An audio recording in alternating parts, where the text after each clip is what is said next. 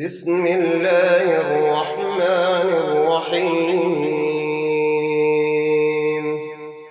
الرحمن علم القرآن، خلق الإنسان علمه البيان. الشمس والقمر بحسبان، والنجم والشجر يسجدان. والسماء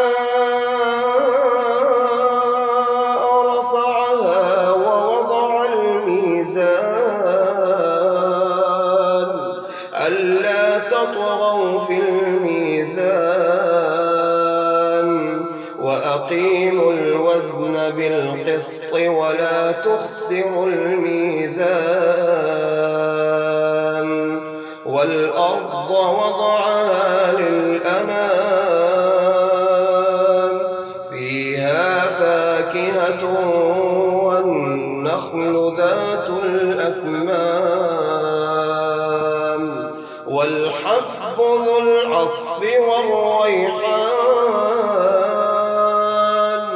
فبأي آلاء ربكما تكذبان؟ خلق الإنسان من صلصال كالفخار، وخلق الجان من مارج من نار. فبأي آلاء ربكما تكذبان؟ رب المشرقين ورب المغربين. فبأي آلاء ربكما تكذبان؟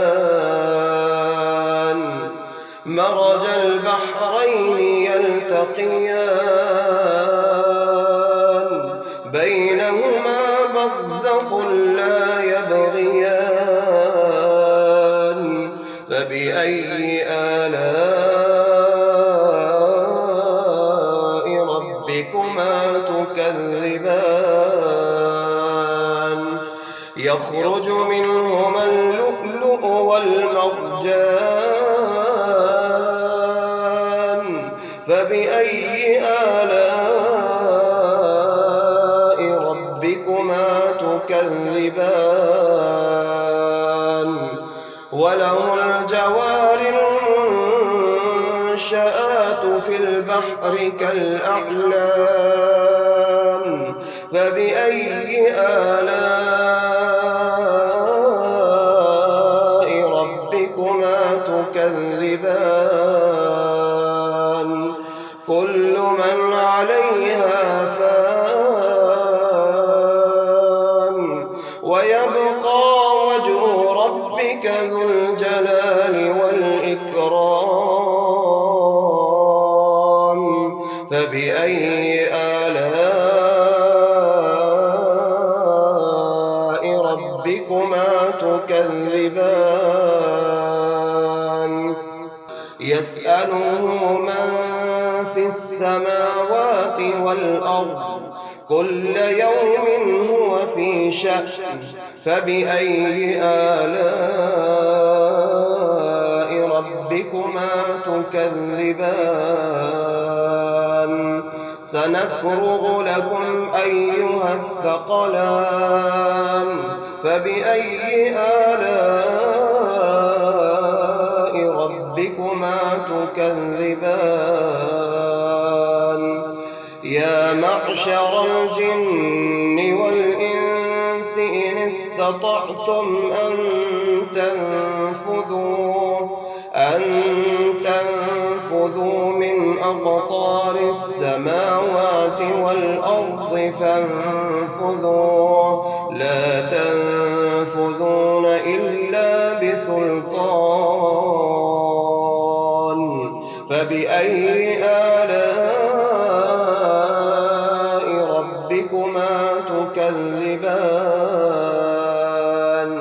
يرسل عليكما شواظ من نار ونحاس فلا تنتصران فبأي آلاء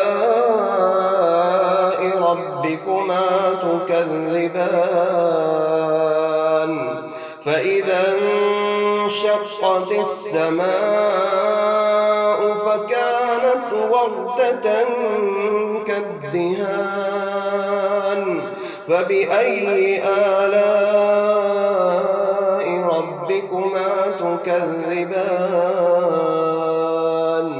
فيومئذ لا يسأل عن ذنبه إنس ولا جان فبأي آلاء ربكما تكذبان يعرف المجرمون بسيماهم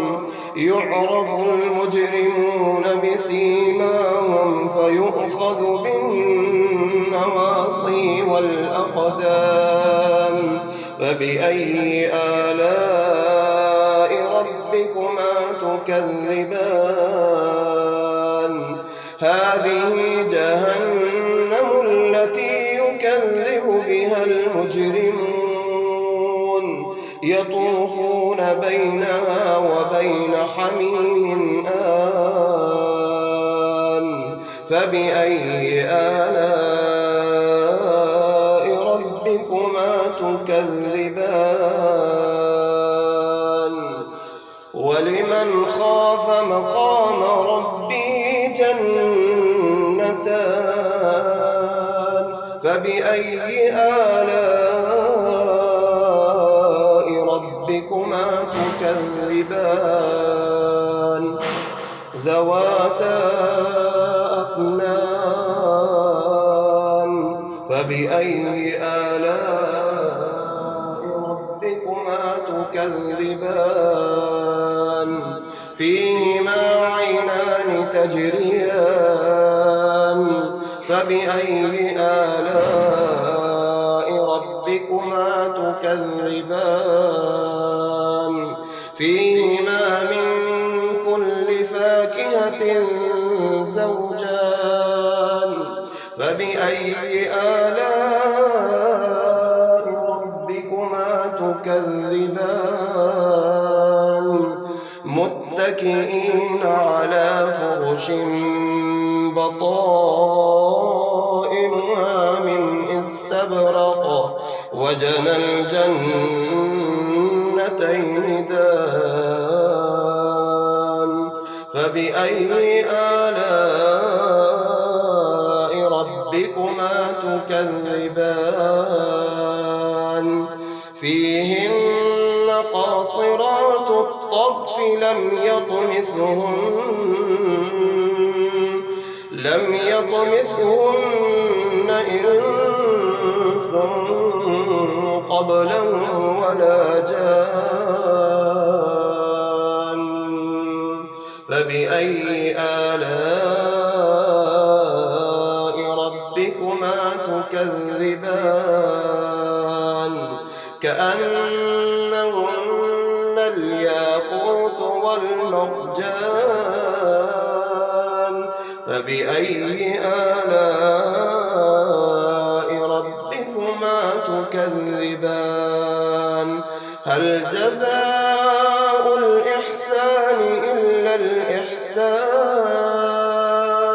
فبأي آلاء ربكما تكذبان ومن دونهما جنتان فبأي آلاء ربكما تكذبان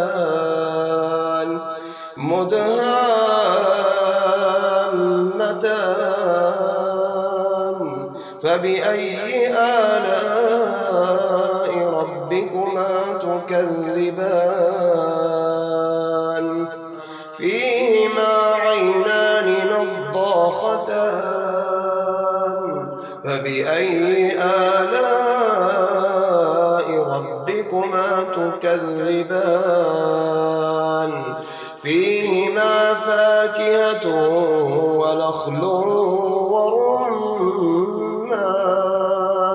فبأي آلاء ربكما تكذبان فيهن خيرات حسان فبأي آلاء ربكما تكذبان حور مقصورات في الخيام فبأي آلاء ربكما تكذبان لم يطمثهن إنس قبلهم ولا جان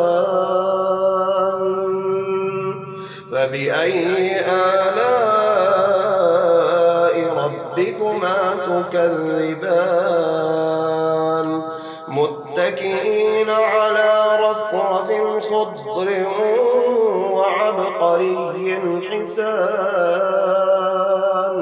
فبأي آلاء ربكما تكذبان تبارك اسم ربك ذي الجلال والإكرام